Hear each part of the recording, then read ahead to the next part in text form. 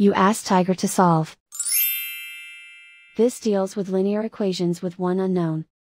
The final result is w equals 4/5. Let's solve it step by step. Group all constants on the right side of the equation. Add 20 to both sides. Simplify the arithmetic.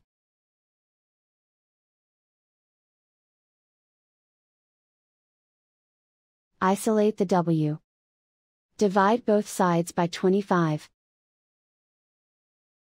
Simplify the fraction. Find the greatest common factor of the numerator and denominator. Factor out and cancel the greatest common factor. And so the final result is w equals 4/5.